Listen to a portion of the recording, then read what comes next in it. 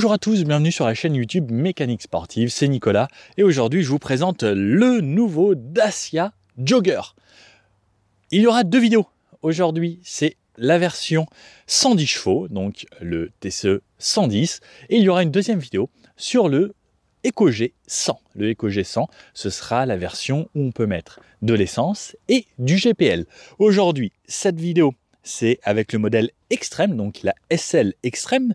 SL, c'est pour série limitée.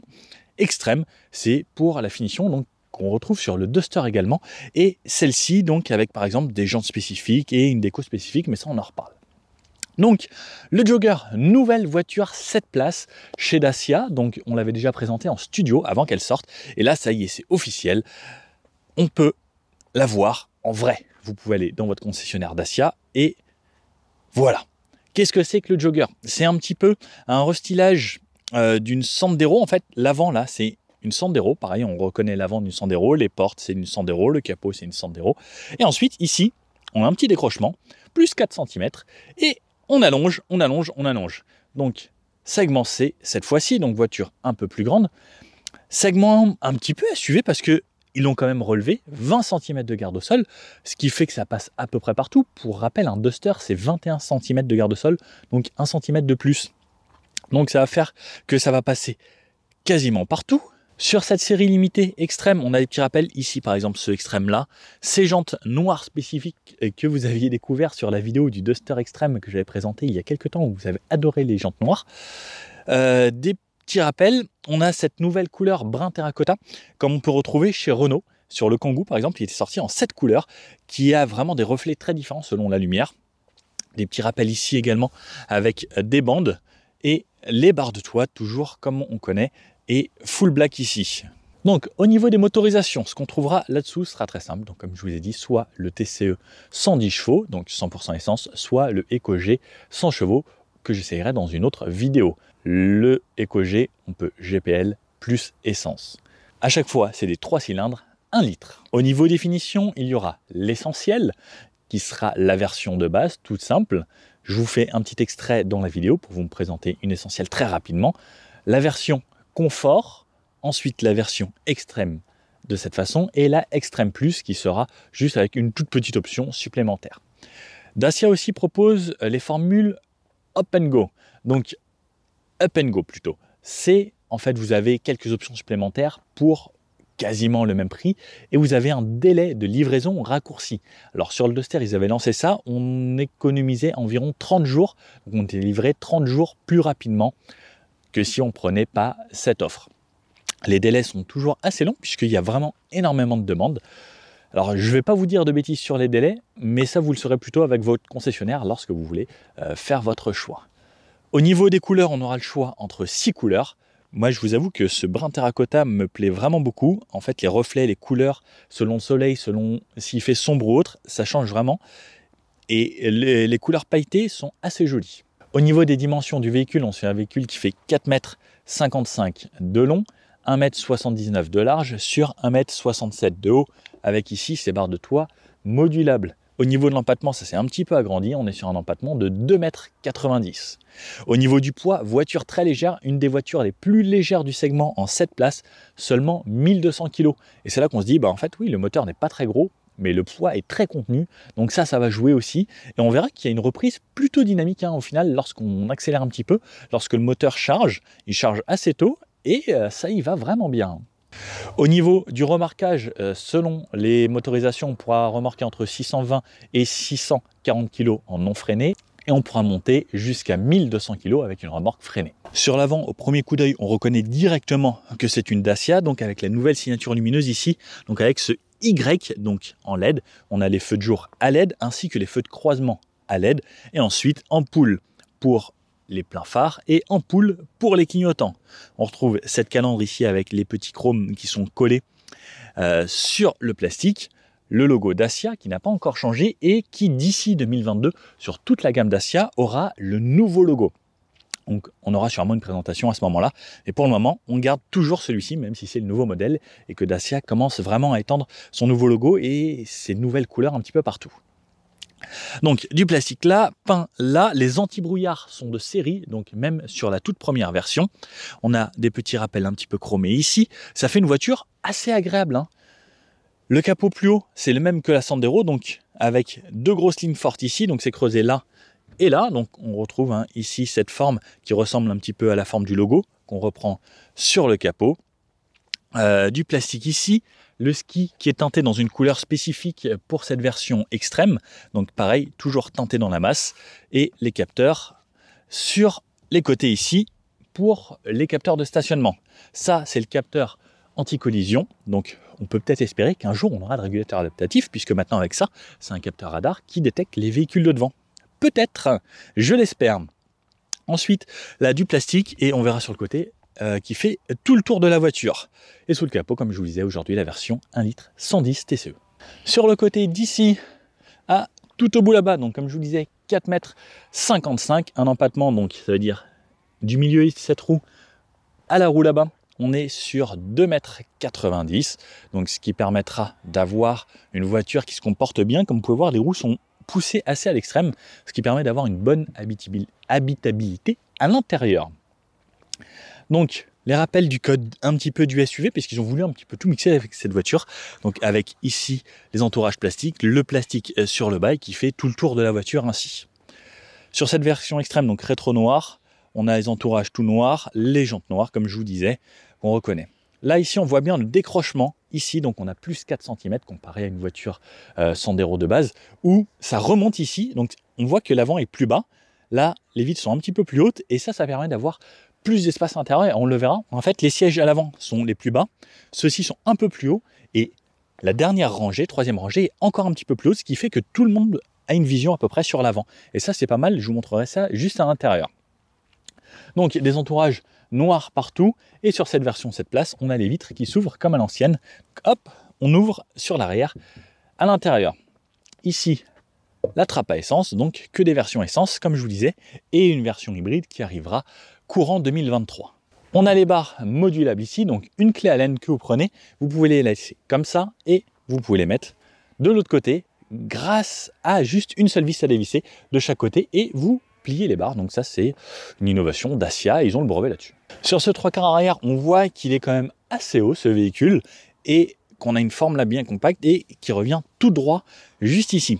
Est-ce que ça vous rappelle, alors je vous influence pas, est-ce que ça vous rappelle une certaine marque, ça? Imaginez-vous, c'est un petit peu plus bas, avec ces feux comme ça qui remontent. Je dis rien, mettez-le moi dans les commentaires si ça vous rappelle quelque chose. Bref, sur l'arrière. Donc ici, on a le troisième feu stop. Sur cette version SL, on a l'antenne requin qui est de série, sinon on peut l'avoir en option. Le petit essuie-glace, le logo Dacia qui est marqué ici, donc en stickers, tout comme le jogger qui est rappelé à cet endroit-là en stickers également. C'est plus marqué là sur cette partie plastique. On a la caméra de recul juste ici, donc tout l'œil en peint, et la partie plastique avec pareil le ski arrière qui est teinté directement dans la carrosserie. Et pareil, toujours assez haut, on a des réflecteurs sur les côtés et l'échappement qui est beaucoup plus loin, donc on ne le voit pas. Et on pourra donc, comme je vous disais, ici attacher pour remorquer entre 620, 640 kg et 1200 kg avec une remorque freinée. Lorsque j'ouvre, donc ce véhicule aujourd'hui est en configuration 7 places. Alors, comme vous pouvez voir, là, il y a des petits sacs ici. C'est pas énorme comme volume de chargement lorsque vous avez déjà mis quelque chose à l'intérieur. Là, on sera seulement à 160 litres lorsqu'on aura les 7 sièges de cette façon. Si on a la version 5 places, on aura 708 litres. Là, 708 litres, ça commence à devenir beaucoup plus intéressant. Mais c'est vrai qu'en version 7 places, il va vous falloir un coffre de joie parce que là, il n'y a vraiment pas grand-chose. Je vous approche un peu plus près pour que vous voyez un petit peu mieux l'intérieur. Mais concrètement, regardez, donc ça, c'est un petit sac qui a la largeur de ce sac ici. Donc, on pourra mettre tout le long, mais ce ne sera pas forcément l'idéal. Je peux rabattre ça. Alors, je vous le refais directement vu d'ici. Donc, comme vous voyez, petit coffre, un petit espace ici. Hop, je baisse ça. Ça me fait tomber le siège. J'ai une petite languette ici rouge. Je tire. Ça soulève. Je l'emmène tout en haut. Je baisse ça. Hop. Et hop. Et ensuite, il me reste juste à soulever. Alors, celui-ci, c'est pas bien déverrouillé. Hop. Et j'enlève mon siège. Donc, comme vous pouvez le voir, très facile. Et pareil, toujours très léger à bout de bras.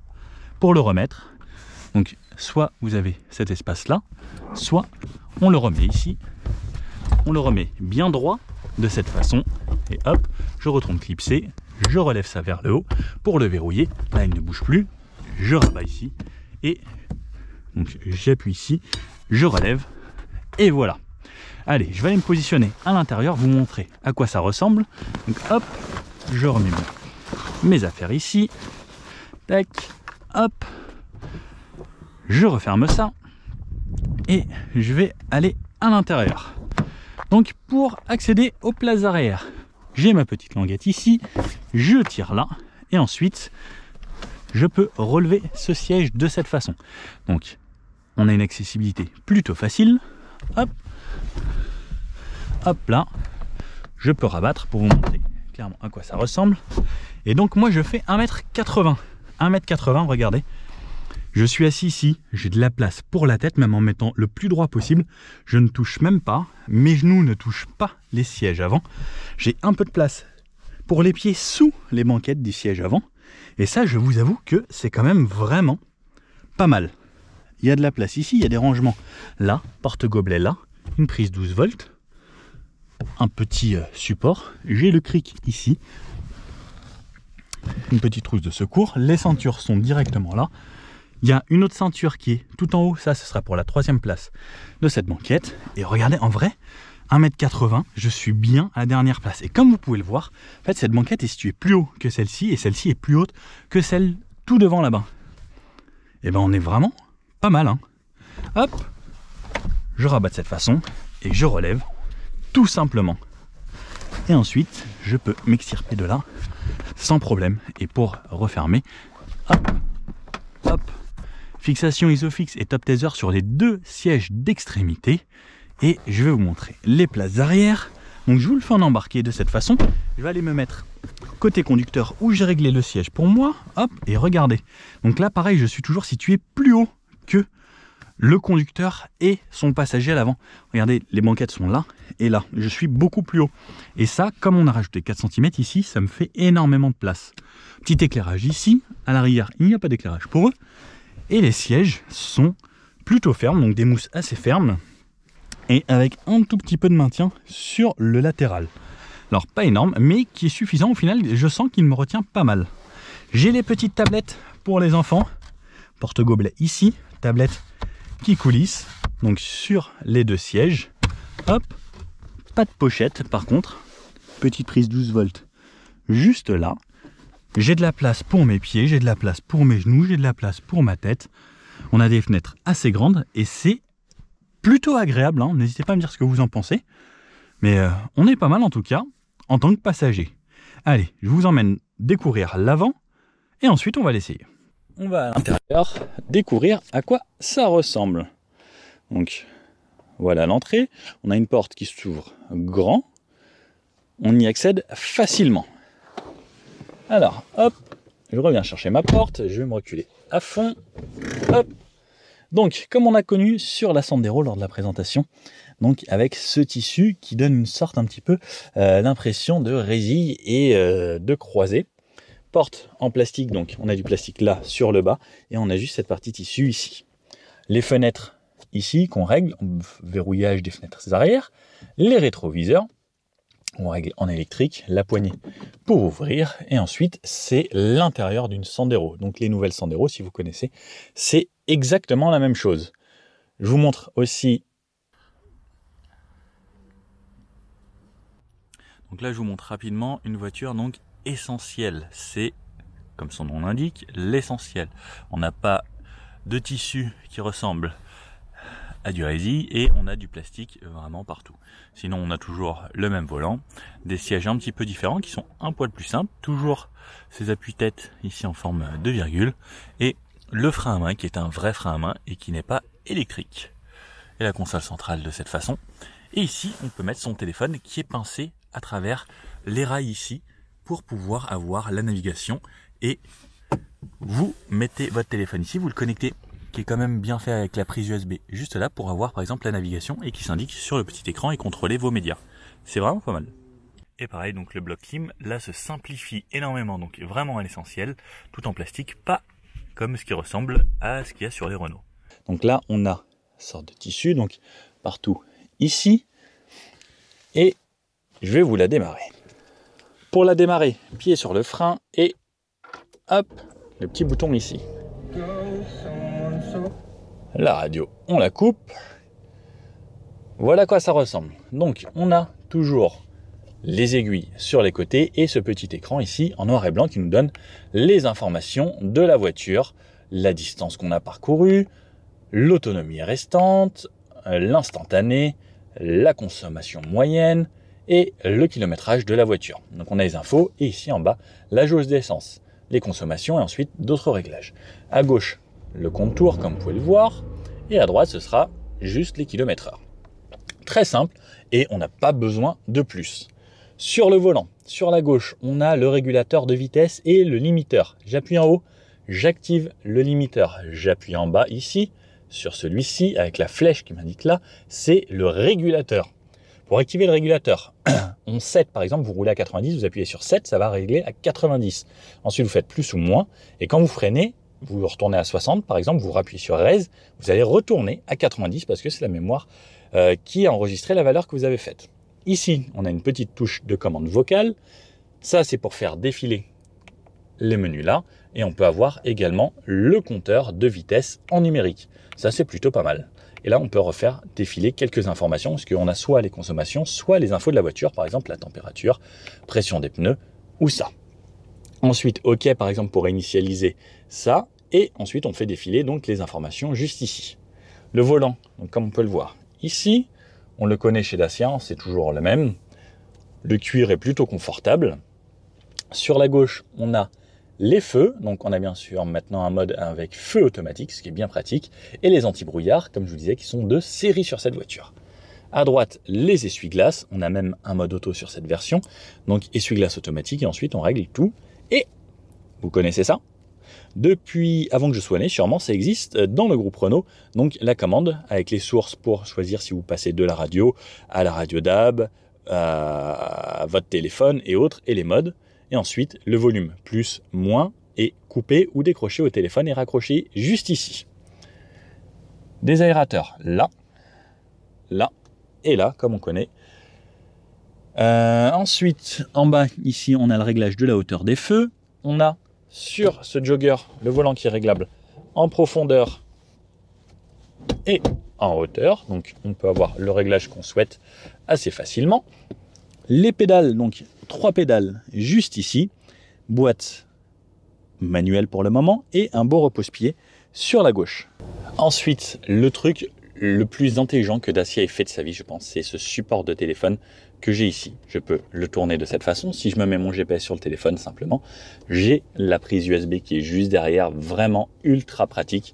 Et mon écran, juste ici, l'écran chez Dacia, et regardez, comme vous pouvez le voir, très rapide, média, ok, il n'y a rien de connecté, radio, retour, téléphone, ok. Vous avez vu à quel point c'est rapide, navigation, ok, accepter, retour, enfin, c'est hyper intuitif, il n'y a que ça, c'est très simple. Ensuite, regardez, j'ai même les sièges chauffants sur 2 positions dans cette série extrême. Verrouillage, déverrouillage, warning. Activer ou désactiver le start and stop, le mode éco pour faire des économies et avoir une voiture qui va consommer moins et qui sera plus calme. Et siège chauffant du passager.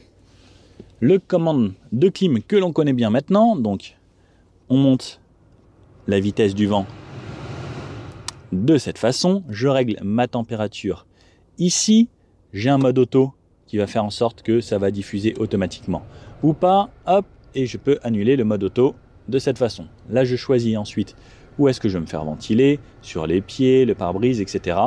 Donc là, vous avez votre choix et ensuite vous pouvez annuler le mode auto de cette façon. Dégivrage avant, dégivrage arrière, la clim et recyclage d'air. Plus bas, on retrouve prise 12 volts et un chargeur avec la prise USB.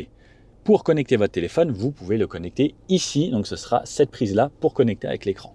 Et ensuite, un grand bac de rangement juste ici. La boîte de vitesse manuelle 6 rapports, marche arrière de cette façon, qui m'active une caméra de recul juste ici.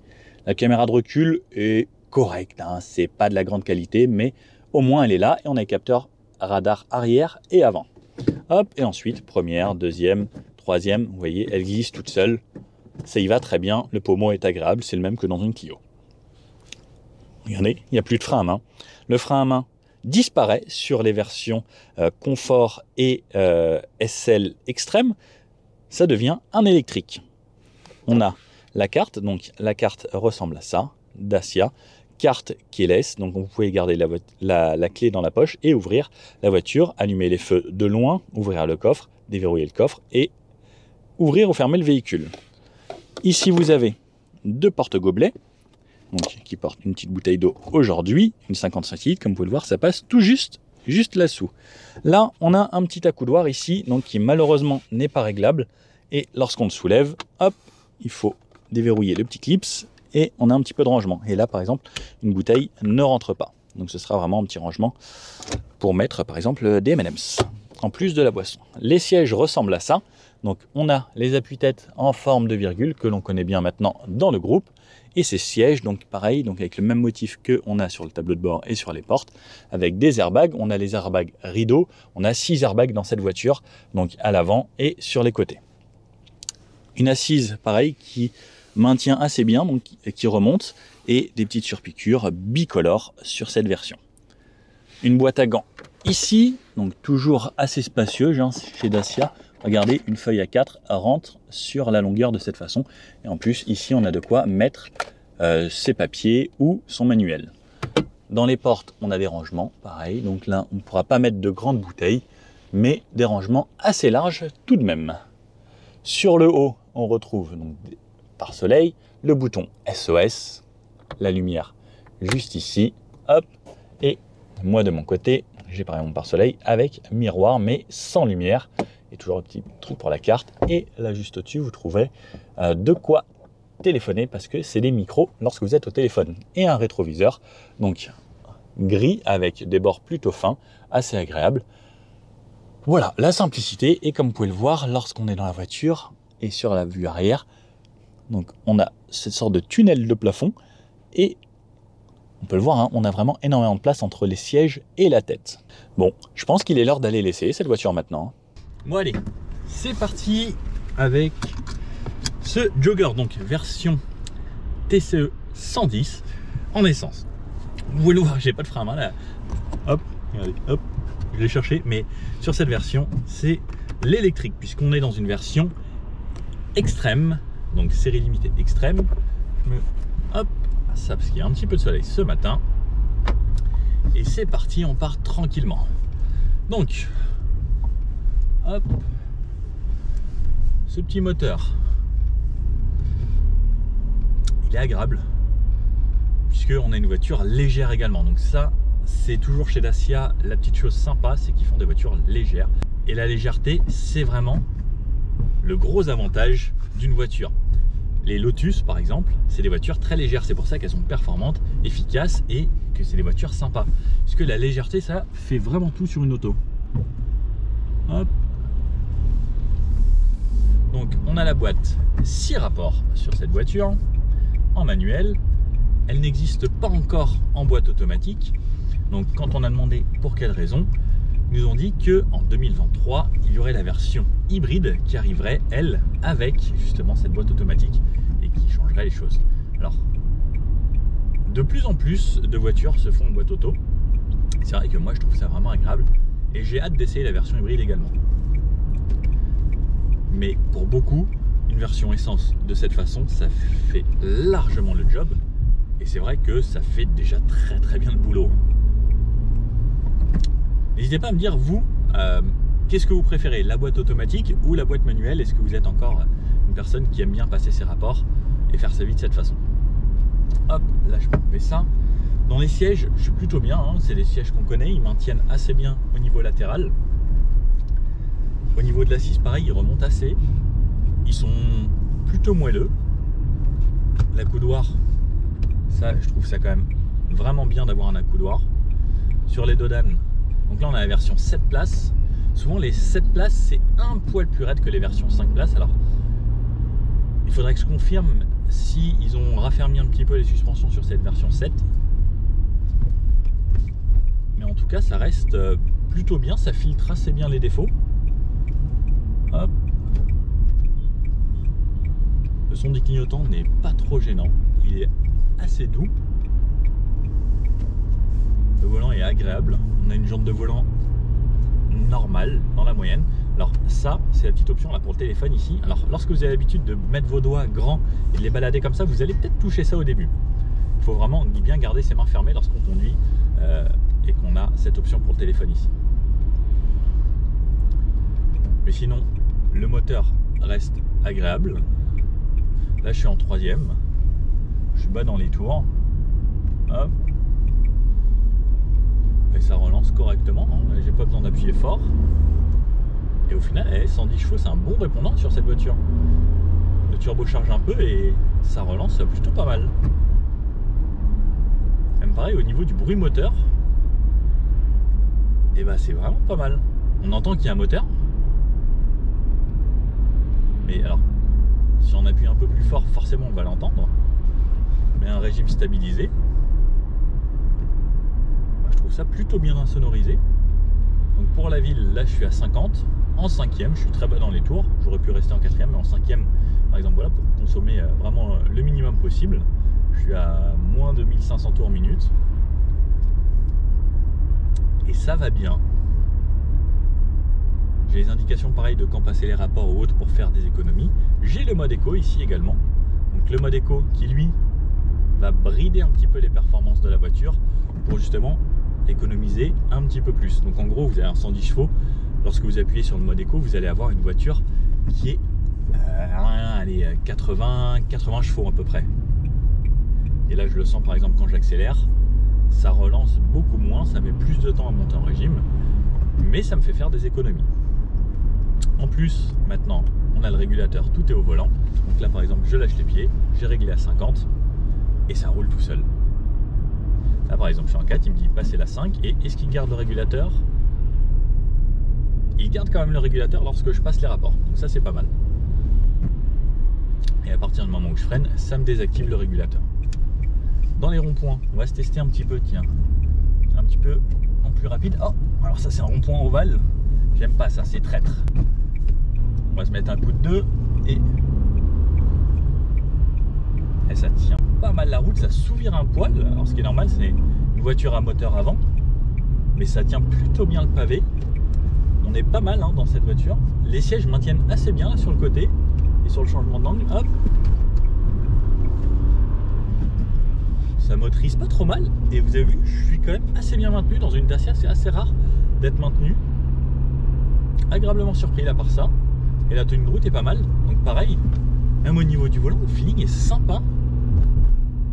Une voiture qui répond pas trop mal. Elle s'appuie un petit peu sur sa suspension, mais elle prend pas beaucoup de roulis. J'aurais pensé vraiment à ce qu'elle soit beaucoup plus molle. Et au final, bonne surprise. J'ai pas grand chose à lui dire, même au niveau de l'insonorisation de l'extérieur. Ça reste vraiment correct. Moi, je trouve que c'est des bonnes surprises. Hein. Depuis la nouvelle Sandero, puisque là concrètement c'est un petit peu une base de Sandero, hein. On a l'avant, etc. Une Sandero, pareil sur l'intérieur. Il y a vraiment une belle évolution depuis le début. La pédale de frein elle est assez progressive. Oh, si on freine fort, on sent que ça freine bien. Peut-être un petit reproche à faire, cet accoudoir j'aurais bien aimé qu'il aille un petit peu plus loin. Hop, il se relève, mais il ne se règle pas. Ça aurait été parfait s'il allait un poil plus loin pour que lorsque j'ai les deux mains sur le volant, je puisse avoir les coudes comme ça. Sinon, je peux régler mon volant, le tirer un peu plus vers moi. Hop. C'est un petit peu dommage. En fait, là, je suis vraiment dans le coin du coude. Alors moi, j'ai les bras assez grands, je suis à 1m80. Et c'est vrai que ça, s'il avait été un poil plus ici, ça aurait été parfait. Parce que là, je peux conduire d'une main et m'accouder ici. Ça aurait été parfait là. Bon, pour la ville, comme vous pouvez le voir, c'est franchement top. Et on va aller faire un peu tout type de route et voir ce que ça donne. Bon, allez, on va aller se mettre à 70. Donc, je reste en 5 à partir de 50. Je vais peut-être enlever le mode éco, comme ça va relancer un poil plus. À partir de 1500 tours, le turbo il commence à souffler un petit peu. Et ça y va un petit peu mieux. Hop, je me remets mon régulateur. Hop, donc là je vais où? À 8. On va aller prendre l'autoroute. Donc à 70. C'est pareil, hein, c'est hyper confortable. Je suis en 5. C'est agréable, c'est calme. Très peu de bruit de roulement. C'est bien sonorisé dans la voiture. Même là au niveau de l'autoroute, bah, c'est mieux que certaines voitures que j'ai fait récemment qui valent au moins le double du prix de celle-ci. Allez, je relance un peu. Alors quand on relance, on entend pas mal le bruit du turbo qui souffle. Je me mets en 6, régulateur à 90. Alors hop, je relance un petit peu.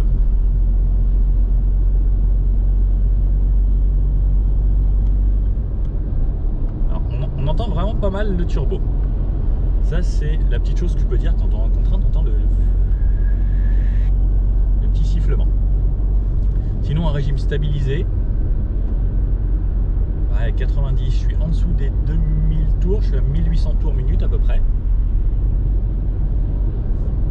C'est pas mal. On entend un petit peu de bruit de roulement, donc ce qui est normal hein, dans une voiture. Et ça reste plutôt agréable. La sonorisation par rapport au véhicule extérieur est assez bien. Hein. Franchement, on n'a pas grand chose à dire là-dessus. Et je vais les mettre à 110. Donc j'ai mon régulateur. Moi, je conduis énormément au régulateur. Peut-être qu'un jour on aura même le régulateur adaptatif hein, sur les Dacia, qui sait. Donc on entend quand même un peu les camions. On a 110 km/h. On a quand même un gros véhicule. On commence à entendre des bruits du vent au niveau du pare-brise. C'est pas méchant. Hop, pour mieux les entendre. Ça reste tout de même plutôt contenu. Au niveau des bruits de roulement, c'est très correct. Donc là je suis en 6ème. 2300 tours minute à peu près à 110 km/h et en régime stabilisé. Si j'y prête vraiment attention, j'entends un petit peu le moteur qui tourne. On entend un tout petit, tout léger. Il faut vraiment se concentrer dessus. Si vous mettez un petit peu de musique, franchement vous l'entendrez plus du tout. Et là j'ai plus qu'à m'occuper du volant et suivre un petit peu ce qui se passe. Et en vrai c'est vraiment pas mal. Là depuis le départ j'ai une moyenne à 6 litres 2. En instantané ça me dit 5 litres 8, 5 litres 4, 3 litres 7, 4 litres. Là ça va remonter un petit peu, 5 litres 5. Bon, on va voir. L'autonomie ça m'affiche plus de 700 km, ce qui est vraiment correct. Et on va garder en moyenne, voir ce que ça fait. Par exemple le Duster, lui en diesel, j'avais fait des consommations à 5 litres 2, c'était impressionnant. Donc on va voir ce qu'on arrive à faire avec ce nouveau Jogger. Bon, on arrive à un péage et on va se tester un petit 0 à 100 puisqu'on est quand même sur la chaîne Mécanique Sportive. Donc on va voir ce qu'elle a dans le ventre. On n'est pas en mode éco. Alors, hop, je vais m'arrêter ici. C'est parti. Allez, hop. Et ça part pas mal, hein. Ça se débrouille pas mal du tout. 90 et 100 en fond de 3.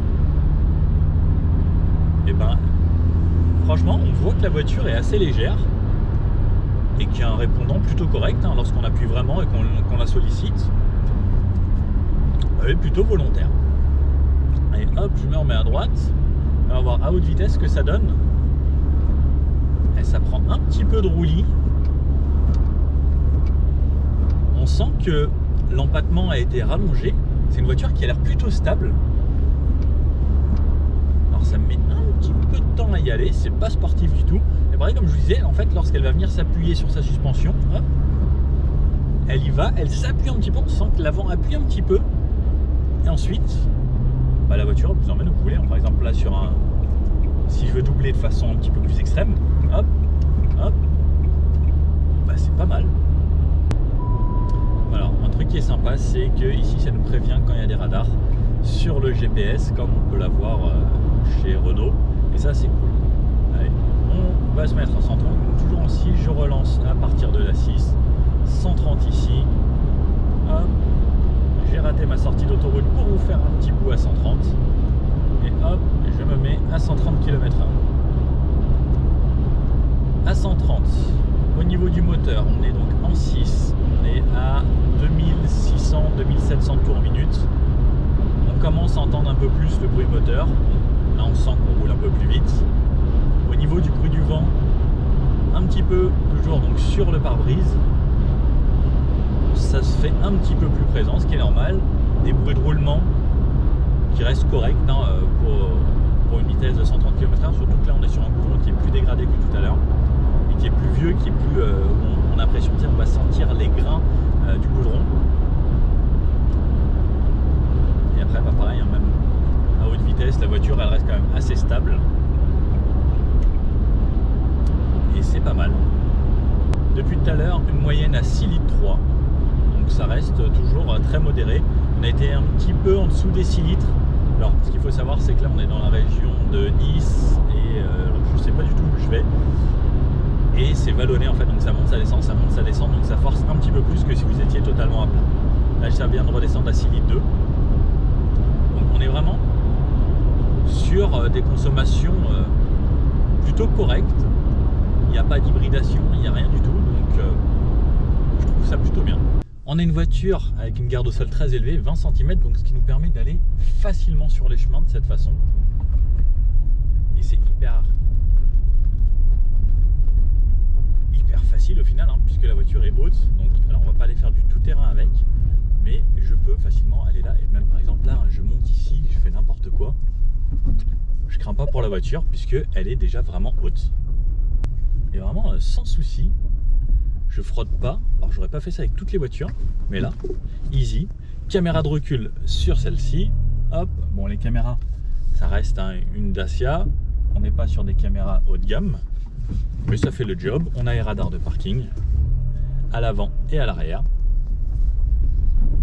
Et puis voilà, facile. Bon allez, hop, les start and stop, ça réactive tout seul et c'est parti pour des petites routes où on est plus à 70-80. Donc, franchement le répondant de la voiture c'est vraiment correct hein. Les 110 chevaux de ce petit moteur sont largement suffisants. 80, je me mets la 6 et je me mets mon régulateur sur ce genre de petite route, c'est parfait. Et on se laisse rouler. Donc pareil, c'est très agréable. La suspension, elle est top. J'ai l'impression d'être déjà passé par là. Je crois que c'était avec les Peugeot 308. On était venu dans le coin, effectivement. Oh, un autre jogger. Un de nos collègues. 70 ici.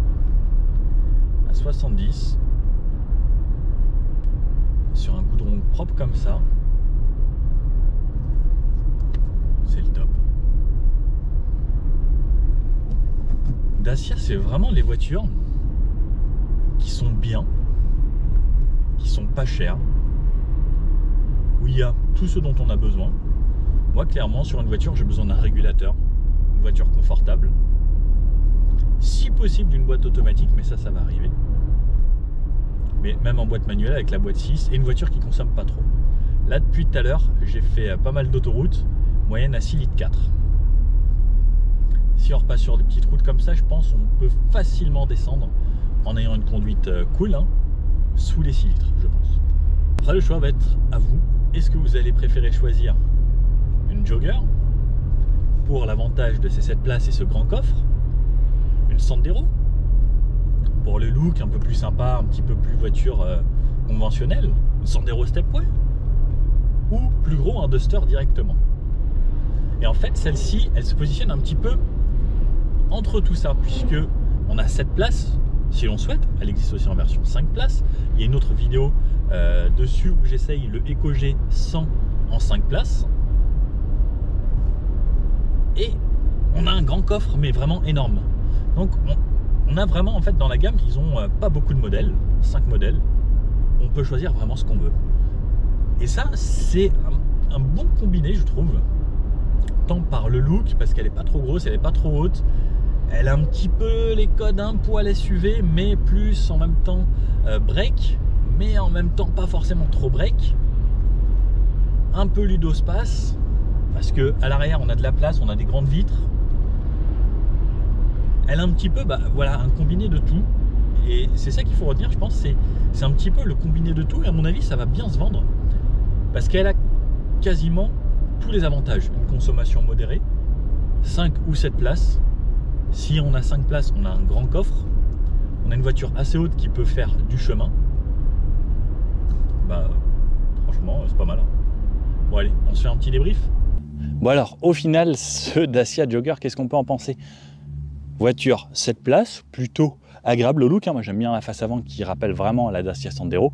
Vraiment bel effort qui a été fait. L'intérieur devient vraiment confortable et correct. Les barres de toit, donc on a pu mettre dans ce sens-là assez facilement. Une voiture qui est positionnée assez haute avec laquelle on va pouvoir faire du tout chemin. 7 places c'est assez dingue avec le fait que les voitures sont un petit peu remontées à l'intérieur pour pouvoir donner de l'espace à tout le monde et surtout, même en dernière rangée, on a de l'espace. J'ai trouvé ça très agréable. Des consommations plutôt limitées avec ce moteur 1 litre TCE 110 avec une reprise qui était franchement suffisante. Des tarifs à partir de 14 990 €. Je pense que c'est une des voitures les moins chères en 7 places actuellement, une des voitures les plus légères et un feeling de conduite plutôt correct et toujours à la Dacia avec la simplicité. Et on a tout ce dont on a besoin pour un prix vraiment raisonné.